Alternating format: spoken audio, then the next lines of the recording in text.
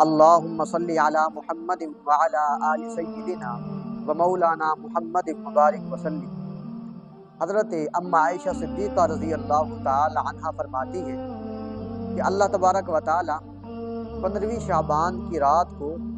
آسمان دنیا پر اپنی شان کے مطابق نزول فرماتے ہیں اور بنو کلب کی بکریوں کی بالوں کی تعداد سے بھی زیادہ لوگوں کی مغفرت فرماتے ہیں۔ 15ویں شعبان کی رات کو اللہ تبارک و تعالی آسمان دنیا پر ہوتے ہیں اور صبح تک یعنی اذان فجر تک آواز لگتی رہتی ہے کہ ہے کوئی مانگنے والا کہ میں اسے عطا کروں، ہے کوئی مغفرت چاہنے والا کہ میں اسے معاف کر دوں، ہے کوئی اپنے رزق میں وسعت کرانے والا کہ وہ مجھ سے مانگے اور میں اسے عطا کروں۔ تو یہ صبح تک آواز لگتی رہتی ہے کوئی اپنی مصیبتوں کو ختم کرانے والا، ہے کوئی بیماریوں سے صحت مانگنے والا۔ یوں اللہ تبارک و تعالیٰ کے دربار سے صبح تک اذان فجر تک یہ اعلان ہوتا رہتا ہے۔ ہمیں چاہیے کہ ہم 15ویں شعبان کی رات کو اٹھ کر اللہ رب العزت سے مانگیں، اللہ رب العزت سے زیادہ رو رو کر مانگیں، اپنے گناہوں کی معافی مانگیں اور اپنے رزق میں برکت مانگیں، اپنے رزق میں وسعت مانگیں اور ہم اللہ رب العزت سے ہر وہ چیز مانگے جو ہمارے لیے بہتر ہو۔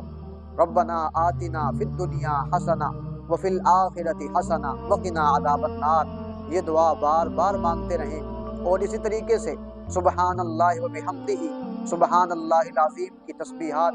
زیادہ سے زیادہ کی جائے۔ اسی طریقے سے قرآن کریم کی تلاوت کی جائے، تہجد کے نوافل پڑھے جائیں، صلاۃ الحاجت پڑھی جائے، اسی طریقہ سے صلاۃ التوبہ پڑھی جائے۔ جتنا ہو سکے اللہ رب العزت سے جو ہے مانگا جائے، اللہ رب العزت کی عبادت کی جائے۔ اور ایک حدیث پاک میں ہے کہ اسی رات کو اللہ تبارک و تعالیٰ کے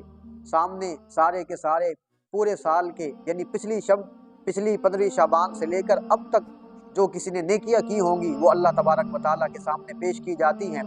جس نے گناہ کیے ہوں گے اس کے گناہ پیش کیے جاتے ہیں، یعنی انسان نے جو نیکیاں کی، جو گناہ کیے، وہ سارے کے سارے اس رات اللہ رب العزت کے پاس پیش کیے جاتے ہیں۔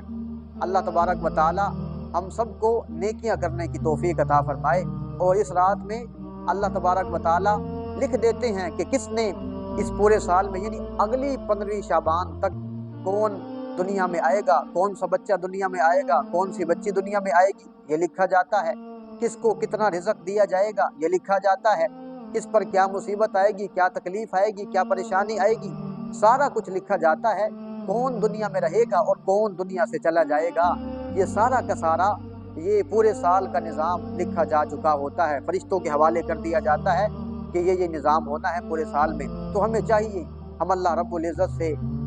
زیادہ اپنے لیے خیر مانگیں، اللہ تبارک و تعالیٰ سے اپنے لیے زیادہ سے زیادہ رزق حلال مانگیں، اسی طریقے سے پریشانیوں سے نجات مانگیں اور اللہ تبارک و تعالیٰ سے ہم اپنے لیے جو ہے وہ صحت مانگے، تندرستی مانگے، بیماریوں سے اللہ تبارک و تعالیٰ سے ہم پناہ مانگے اور اپنے مظلوم بھائی یعنی فلسطین کے مسلمانوں کے لیے اللہ تبارک و تعالیٰ سے دعا مانگے، اسی طریقے سے کشمیر کے مسلمانوں کے لیے اللہ تبارک و تعالیٰ سے دعا مانگے،